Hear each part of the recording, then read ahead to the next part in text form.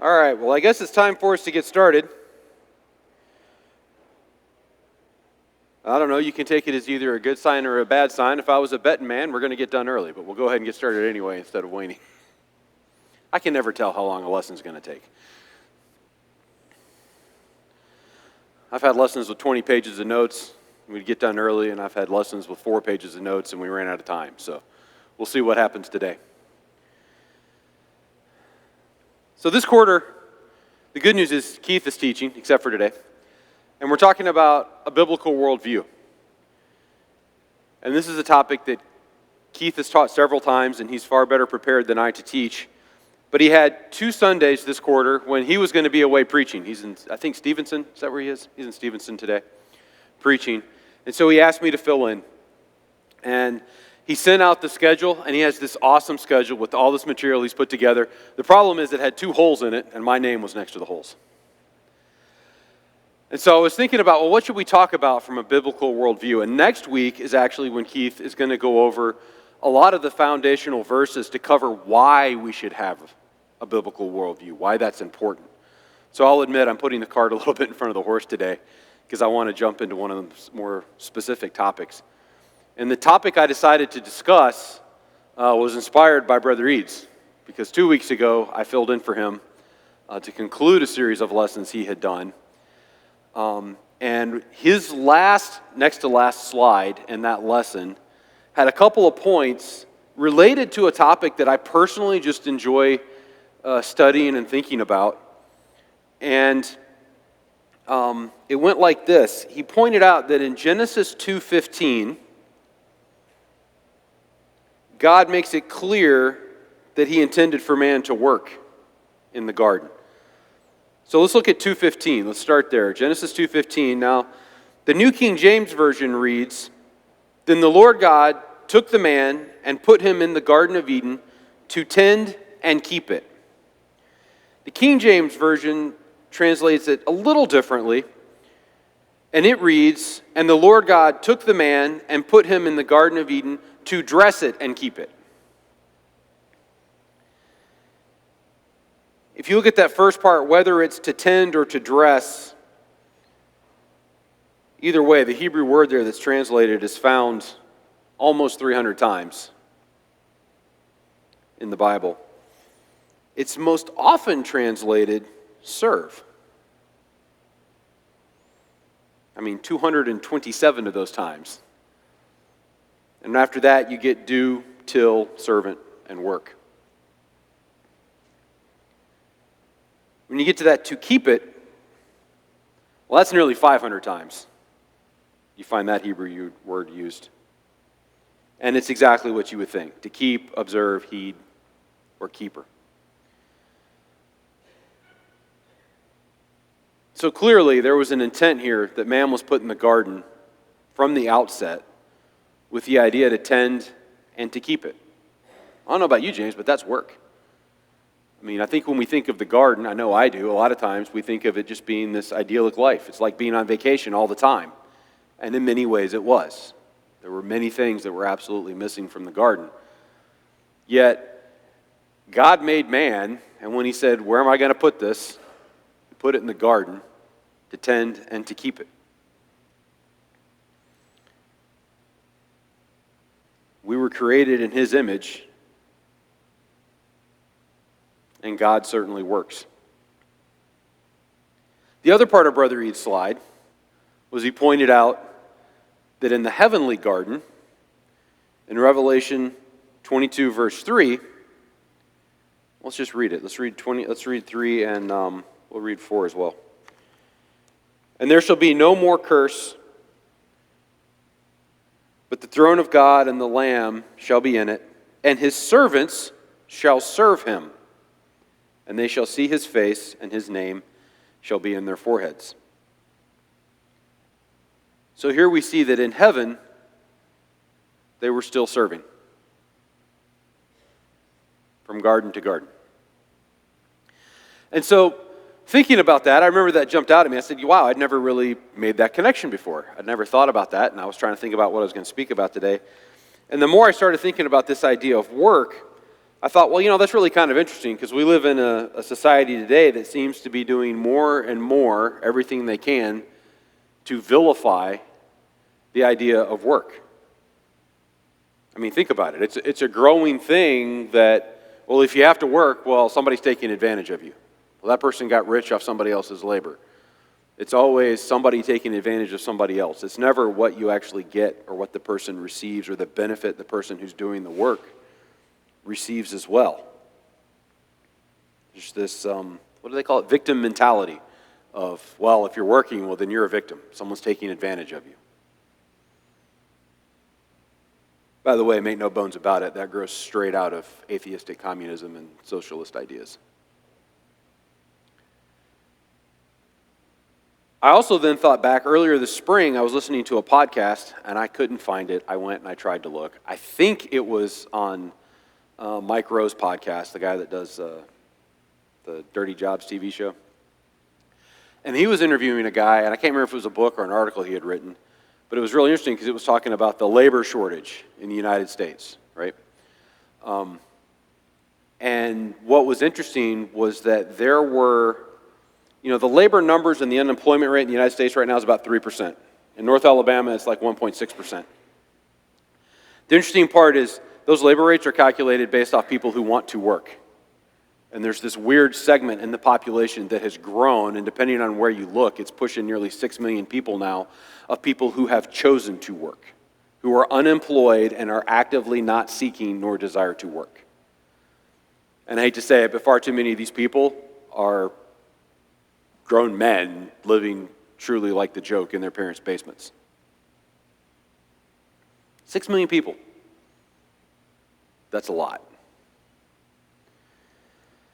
So I thought it would be useful for us to take a look at work. Now, work is a word that shows up in the Bible a lot. And a lot of the ways you see it used is it'll be the work of God or our work for God. That's not what I'm talking about. I'm talking about what we think of as your work, what you do during the week, how you make a living and provide for yourself. And since there are so many verses, which ones do you pick, Glenn? Right? And so I thought, well, let's pick some of the ones we don't necessarily look at as much. And I need something that fits in a classroom length of time frame, right? Because there's so many of these. So I thought, I'm going to cheat, and I'm going to go to that really smart dude from the Old Testament. And so let's go look at Proverbs. And I want us to look at a bunch of different verses from Proverbs to start with, at least. And let's look at what we read there about work. So let's start with Proverbs 11 and verse 18.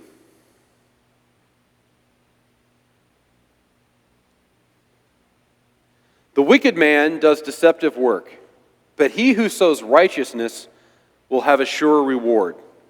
I'm going to be honest, I picked Proverbs. I like quotes. I like things that are easy. I want wisdom in little bite-sized chunks that I can just pick up and carry with me. So, the wicked man does deceptive work, but he who sows righteousness will have a sure reward. All right, so here's my question. What is deceptive work? It's not a way we normally phrase things. So we should probably make sure we know what's actually being said here. What is deceptive work? This is a class, not, what did he call it? This isn't the second sermon.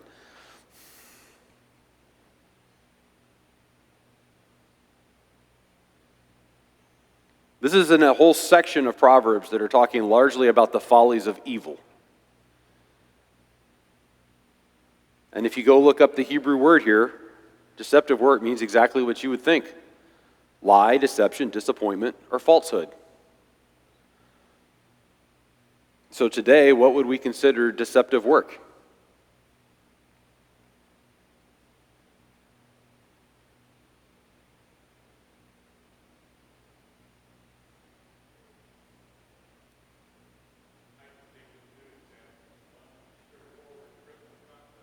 Yep. Criminal conduct, that's a pretty obvious one. The other would be fraudulent endeavors. Okay. Fraudulent endeavors. I'm sorry, I just realized I'm making poor camera guy's job a nightmare because I'm wandering all over the place. But what? Fraudulent has a broad spectrum though, right? Because fraudulent could be everything from, I'm going to spend my time trying to, literally steal from Nathan fraudulently, but it doesn't have to be that harsh, if you will. I mean, fraudulent could be, did I actually do the work I was supposed to? Did I take credit for the work somebody else was doing at work? I think fraudulent's a good word, but I think there's a lot more to it than only thinking, am I running a Ponzi scheme? Right? I think the opposite of deceptive work would probably have to be honest work. Right? Am I doing what I said I would do?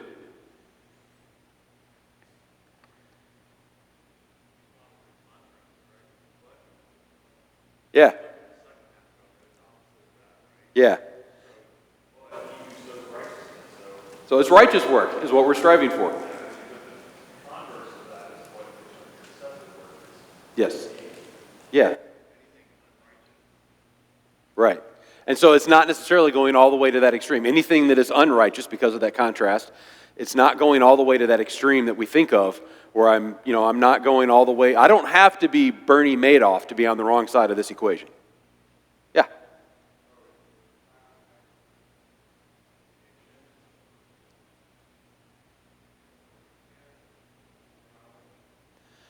I think the deciding factor, part of it has to be intent, right? Because I can stand up here in a worship service, right, lead a prayer, which we're authorized to do, we're commanded to do as part of worship, and if I do it with the wrong intention, it's sinful. If I stand up here and lead a prayer, and my whole heart or intent during that prayer is, look how great I am and how wonderful this prayer is going to be, and I can lead this prayer better than anybody here, that's sinful. Right? So I think if we try to find the specific act, we could probably find things that would otherwise be okay, but if done with the wrong intent, would make them sinful. So there are probably things that would fall under the category of still being honest work, but if my intent is to still defraud the person I'm doing the work for, if there's something else there, I think intent is absolutely part of it that comes into play. So our goal here is, once we get to the other side of the equation, but he who sows righteousness will have a sure reward. So I think the opposite of that deceptive work would be what today we would refer to as honest work. Next, let's go to Proverbs 18 and verse 9. He who is slothful in his work is a bother to him. Is a bother. He who is slothful in his work is a brother to him who is a great destroyer. Perhaps my second favorite word after sluggard is slothful. All right. Now, so here's a word we don't use a whole lot, but it means exactly what you would think. To sink, to relax, to sink down, to let drop, be disheartened. I read this from the New King James. In the King James, it's also translated feeble, fail, or weakened. He who is slothful in his work, he who isn't faithful, who isn't diligent, who doesn't see that it gets done. I find it interesting that this isn't compared to it being wasteful or a shame. It says he's brother to he who is a destroyer. I don't know about you, but when I think of a destroyer, I think of, well, to destroy something, there has to be something to be destroyed, right? So the context here isn't merely that he doesn't reach some potential or something isn't achieved that could be. It seems to give more the connotation to me, James, of something that actually is being destroyed. So it's not just a missed opportunity. It's a literal loss of something that is.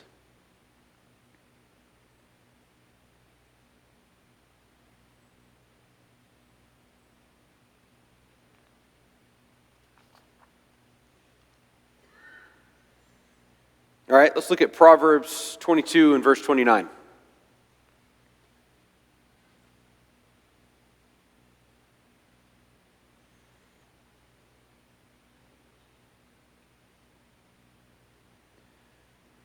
Do you see a man who excels in his work? He will stand before kings. He will not stand before unknown men. Okay, so I chuckled when this said excels because I'm an engineer. If there's one thing engineers do, it's excel, or at least push Excel around, or use Excel a lot. And we are masters of the VLOOKUP. If you don't know what that means, consider yourself blessed. So clearly we're not talking about spreadsheets here. Excel, before it was a spreadsheet, was talking about a skill or promptness. So what are we really talking about here? Those who are skilled or prompt in their labor are what? They're going to stand before kings? Well, guess what? That Hebrew word means exactly what you think it means, Peggy. And will not stand before unknown men. So it's the exact same idea. So, I mean, what's being said here? He's going to stand before kings?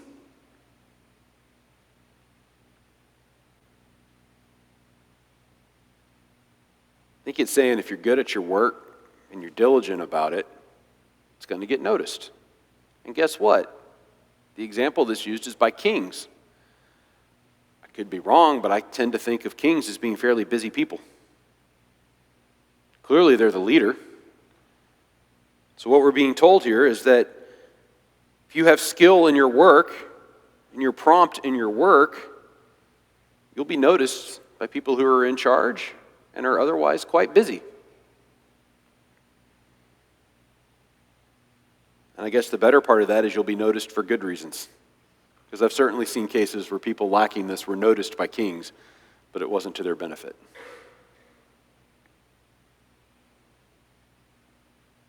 He will not stand before unknown men. And I guess in that same example, we should point out that standing before the king, is that always a good thing?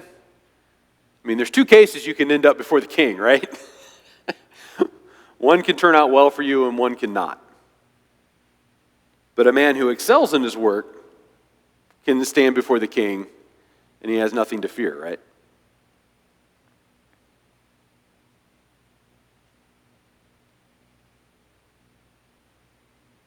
All right, Proverbs 24 and verse 27.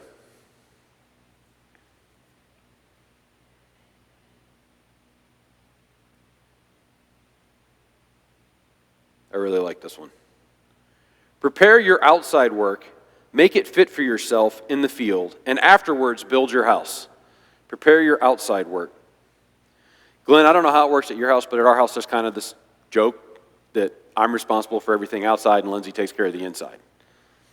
Which is true right up until something inside involves plumbing or electrical or tools, by and large. But we're told here to prepare your outside work, make it fit for yourself in the field, and afterwards build your house. I'll admit this is another one of those that I walked through. I got the interlinear out and I looked at it and I went, okay, does this really say what I think it means? Is there something being obscured here in the translation? I don't think there is. I think it pretty much means what you're reading there. So what's the point? Why would we be told to worry about our outside work and make it fit first? But what's really being said in this passage? Any thoughts? Again, this isn't the second sermon.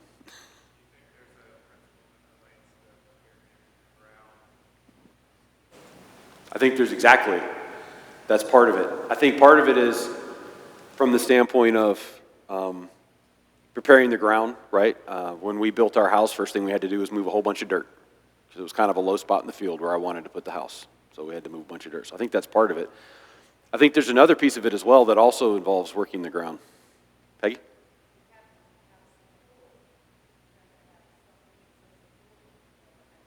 Yep. We're talking about a very much agrarian society at this point, and you've got to have means of support to build the house, right? To build a house, it doesn't have to be any season of the year, but to grow a crop, it depends on the season. Yep. I think that man's onto something, because that's what jumped into my mind. There's only certain times a year that are good to till the ground and get the seed in. There's other times of year that I got to get out there and I got to keep the weeds out. And then there's certain times of year that if I don't bring the crop in, I don't have a crop. And I think that's part of what's being spoken to here. I think this is really a proverb not as much about work as it is about priorities.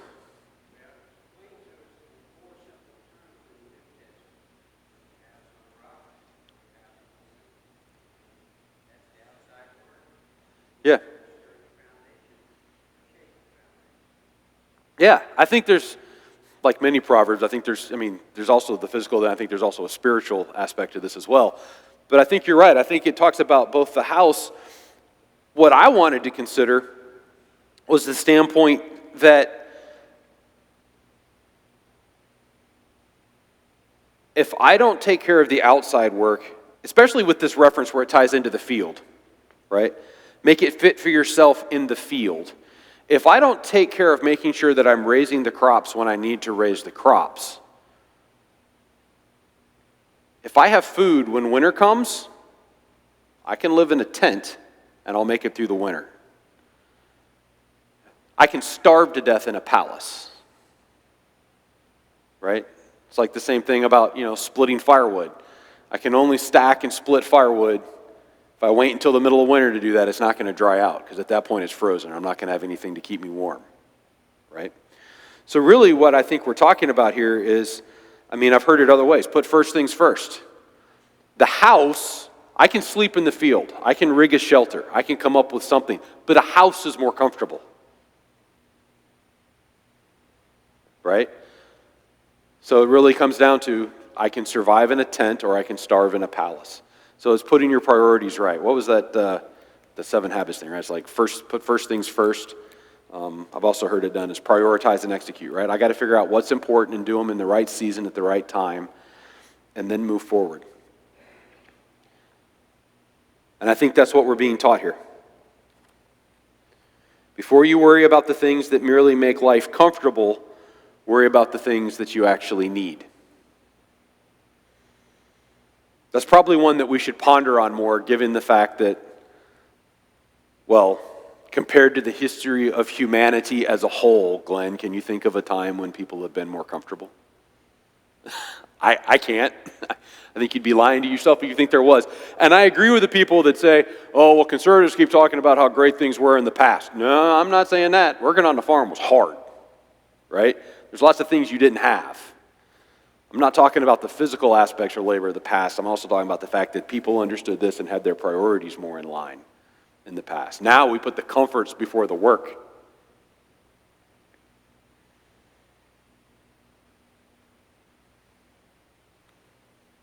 All right. So those passages, I was literally looking at work, but work isn't the only word that describes work, right? So let's look at a few others, and now we're going to, the key here being that these are more, they use the word labor. So back to the beginning of Proverbs 13, verse 11.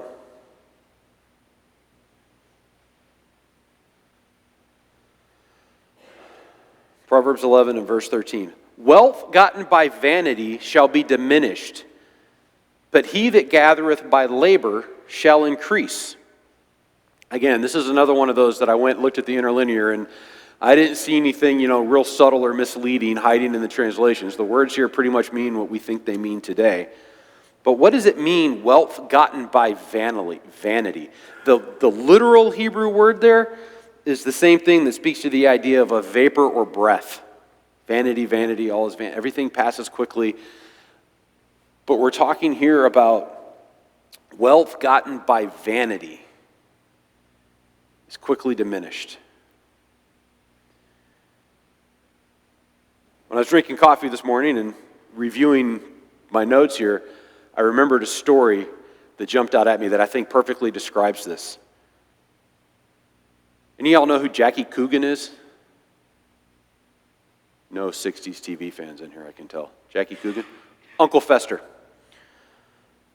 Most people don't know this about Jackie Coogan. He's the guy who played Uncle Fester on the 2 or 3 seasons that the Addams Family was on in the 60s. He was actually a child actor. He got his start the Charlie Chaplin movie, The Tramp, that made Charlie Chaplin famous, guess who played the little kid in that movie? Jackie Coogan. Kid made millions of dollars in the 20s, all right? Was considered one of the richest movie stars there was at the time. All that wealth, well, I guess you could make the argument he worked for it. Guess who made it disappear? His parents. The reason he was on the Addams Family was because he was broke and needed to eat, even though he had been one of the richest movie stars. Those who had gathered that wealth by vanity soon spoiled it. It's actually a law in California now called Coogan's Law, where child actors, it's by law required that you put, I think it's 80 or 90% of any of their income before the age of something has to go like in a trust that they get when they turn a certain age. Because of that. So who spoiled that? Not the person who worked for it. Wealth that came by vanity shall be diminished, but he that gathereth by labor shall increase. Notice it doesn't say shall be wealthy. It says shall increase. Nowhere could I find in the Bible, Glenn, and this may come as a shock to a lot of people today, did I ever find anything that said you'll be wealthy or rich. You'll profit by your labor. You'll increase by your labor. But nowhere do we have a promise that we'll be the next Elon Musk by our labor. Our goals should be different. Our labor is for a different purpose.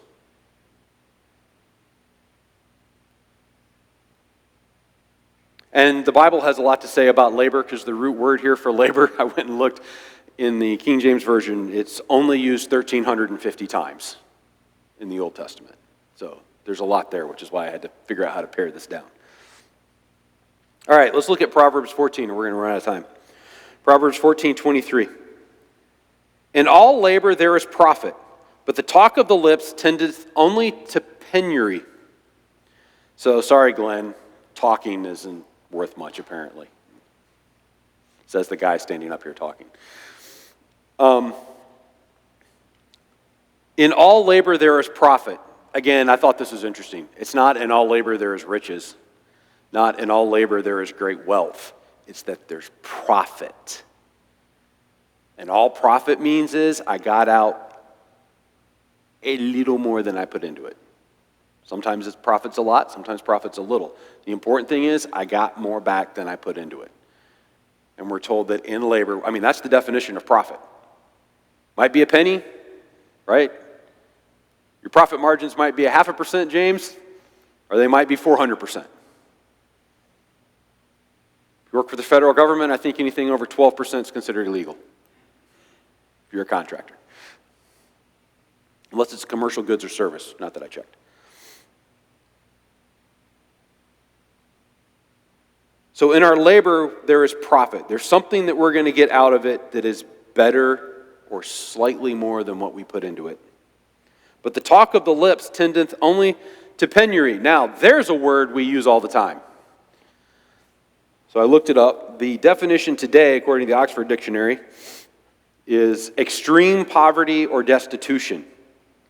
And even in Strong's, it's the same idea. I think it's probably gotten a little stronger in time because we use it less, right? So it's gotten distilled down to be a little bit harsher. But it's the idea of need, poverty, or things needed. And the word labor here can actually mean not just physical work, but pain, hurt, toil, sorrow, hardship. A lot of those things Glenn was talking about this morning. Guess what? There's profit in those. We don't like them. My boys are tired of me hearing me say this, but again, because we live in a world where everything's all about comfort and how would I do things the easy way, humans as a whole, at least in the United States especially, need to do more hard things. We get too much free dopamine from running social media feeds and seeing things that make us happy instead of the way we were designed, which was to get that dopamine hit when we're actually doing physical labor.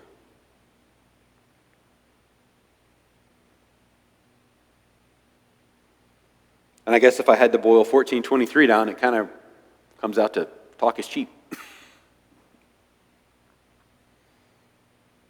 I heard a quote one time, and I tried to find this one too, and I never could find the source, but it was, people often look at where someone succeeded with a great idea, and they say, I thought of that first. Yeah, but the difference is you only thought of it. They actually went and did something.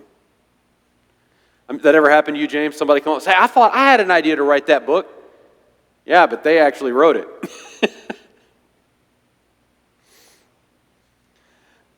Verse 25.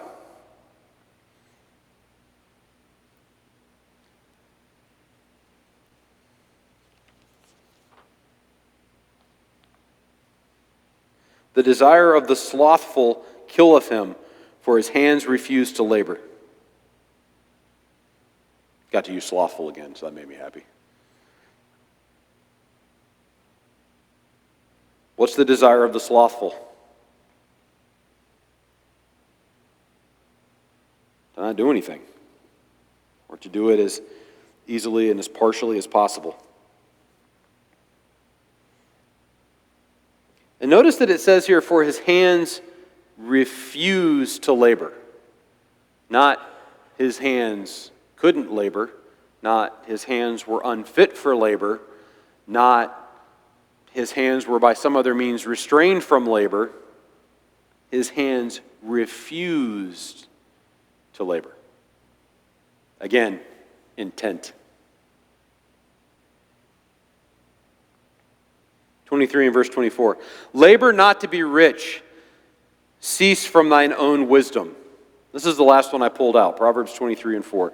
Labor not to be rich. What's the point of our labor? It's not to be rich.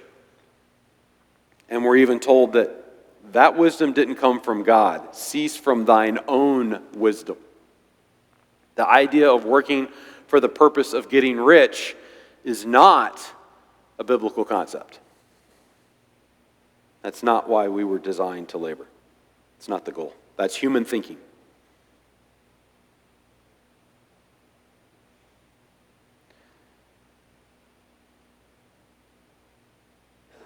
So clearly, if we're going to look at the Old Testament, we should look at the New Testament, right? And there again, there's lots of places we could go. And there's lots of these that we've seen before. And so I decided to pick only two passages that I want to take a little time and go through them in detail rather than going over a bunch at 10,000 feet. And they're both, believe it or not, from Thessalonians. I got one from 1 Thessalonians and one from 2 Thessalonians. And the first one is in 1 Thessalonians 4. And let's just start in verse 9. We'll read through 12, and then I want to go back and pick apart verse 11. So starting in verse 9 of 1 Thessalonians 4. But concerning brotherly love, you have no need that I should write to you. For you yourselves are taught by God to love one another. And indeed, you do so towards all the brethren who are in Macedonia. But we urge you, brethren, that you increase more and more, that you also aspire to lead a quiet life, to mind your own business, to work with your own hands as we commanded you, that you may walk properly towards those who are outside, and that you may lack nothing.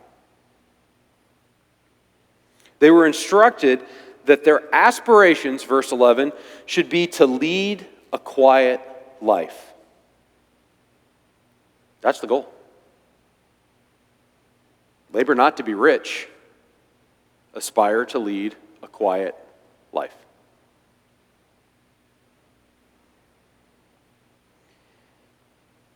Now, we could probably spend an entire class talking about what a quiet life should look like. I mean, let's be honest, this topic we could spend an entire quarter on. What does a quiet life look like? Well, I think to lead a quiet life, you probably have to be a quiet person. I don't know why, but when I was looking at this passage, it kept reminding me, have you ever heard the old, I guess it would be an adage, James, that strength is quiet, insecurities are loud.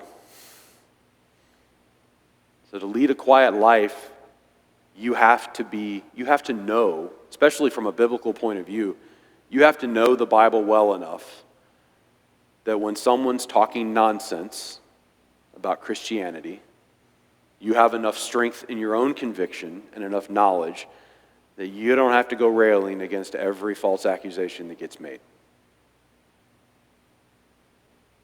You have enough strength that you can deal with it quietly and calmly. So they start by saying they need to aspire to lead a quiet life. I find it interesting that it says aspire to lead a quiet life, not that you'll always be able to. Sometimes other people make that decision for you, but your goal should be to lead a quiet life. Next, to mind your own business. Clearly, they didn't have Facebook when this was written. It means exactly what you think. Business is your work, your occupation, and it's your own. You ever worked with somebody that was way too busy worrying about everybody else's business? So I get to mentor a team of, they're not in here, right? Good. I get to mentor a team of high school robotics students. And it's mostly boys, not entirely, but it's mostly guys. And it always amazes me because we divide up, different people are working on different subsystems, we got to get stuff done, and it never fails, somebody is really way too worried about the way a problem's getting solved over here. Never mind the fact I've been told for 3 weeks that they'd be done by the end of that meeting about the stuff going on that they're responsible for, but they're really worried about what's happening over here. Right? Aspire to lead a quiet life. Mind your own business. And then this next one I find really fascinating. And to work with your own hands. Now, the word hands here is very much the meaning of done by someone's hand, right? And it doesn't have to be yours, right? It could be someone else's, right? It could be something done by James' hand or something done by Glenn's hand. Something done by someone else's hand, except for the fact that it's preceded, very clearly indicating your hands. This is being done by your own hands. So what are they being told here? The Thessalonians are being told to be about their own business and to work with their own hands. Glenn, why do you woodwork? Why do you like working with wood? Not to put you on the spot, but on the spot. Why do you like working with wood?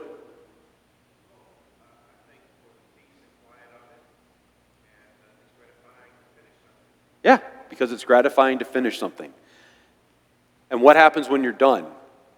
You step back from it and you can see it. Cindy brags. Fair enough. But you build something and there it is, and you can see it, and there's a satisfaction in that when you work with your own hands. I find it interesting that over the last 20, 30 years, we've seen this explosion in mental health issues. At the same time, we've had this explosion in the technology information economy because unlike working with wood, I can go spend all day in my supposedly great engineering field and get up at the end of the day and walk away from my computer and I can't tell I've done anything. There's not a lot of satisfaction in that. In fact, I had a job, probably, hate to say it, going on 15 years ago now, that was so stressful, I'd come home and I called it bush hog therapy, Glenn. I would get on the bush hog and I'd just ride in circles for about 2 hours. Why? Because when you got off, look how good the field looks. Mm-hmm. Making a show.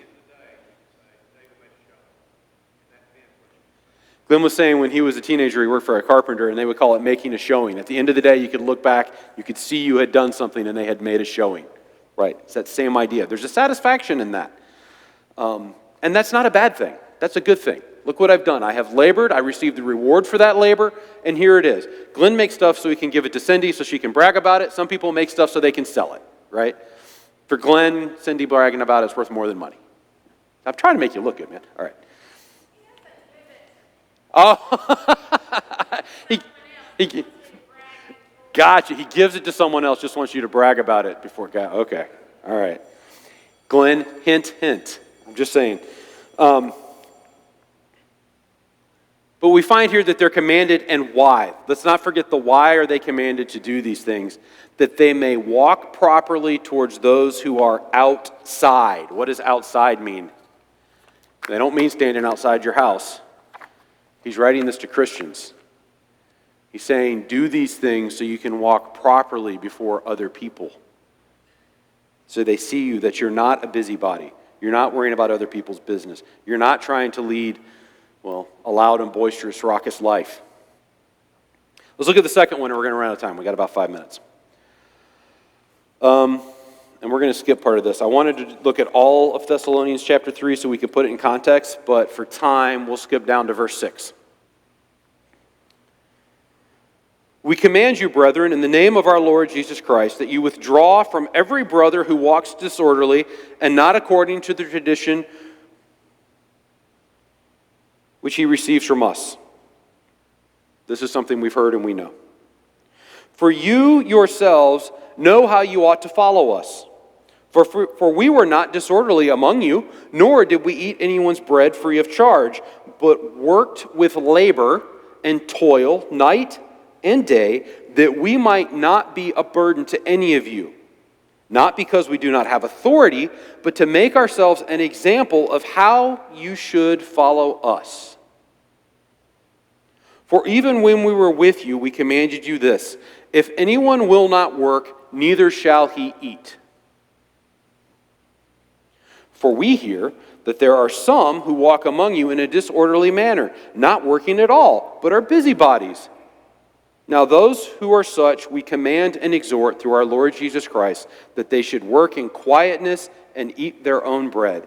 But as for you, brethren, do not grow weary in doing good, and if anyone does not obey our word in this epistle, note that person, and do not keep company with him, that he may be ashamed. Yet do not count him as an enemy, but admonish him as a brother.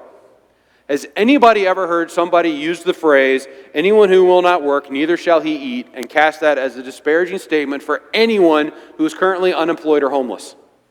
I have, and I've heard it in the church, and I think that's a misapplication of this verse. Because this verse is talking about the people sitting next to you in the pew. This verse is talking about a problem among a group of Christians, that these people were choosing not to work, that they were busybodies, a number of things that we've already talked about. I'm not saying there aren't other issues or places where you have to deal with those other problems, but specifically here, I think that misses the point. I think that lets us off the hook of having to go deal with those people, and the fact that what those people need first is to know Christ and to know the Bible, and then we can work on the other issues.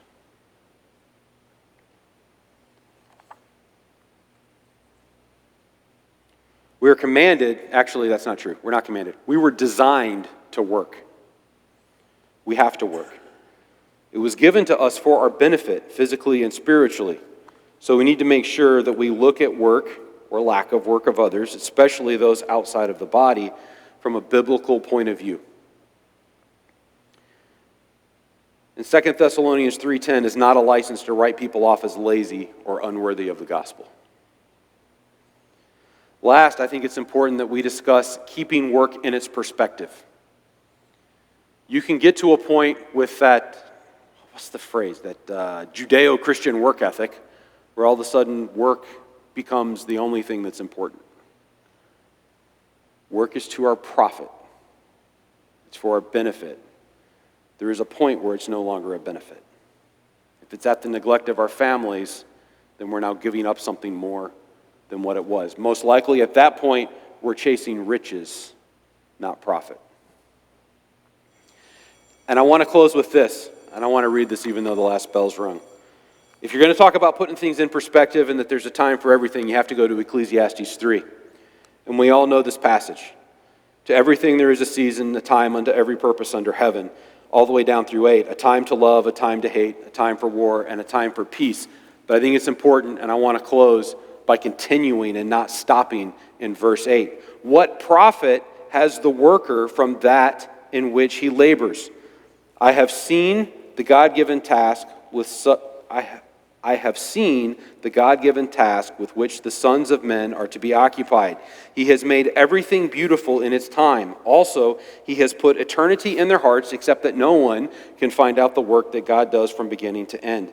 I know that nothing is better for them than to rejoice and to do good in their lives, and also that every man should eat and drink and enjoy the good of all his labor.